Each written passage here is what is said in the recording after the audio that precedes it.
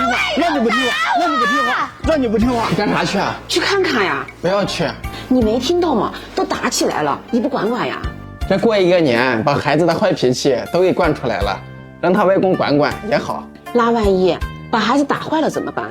他是你儿子，难道就不是他的亲外孙了？他还会真打呀？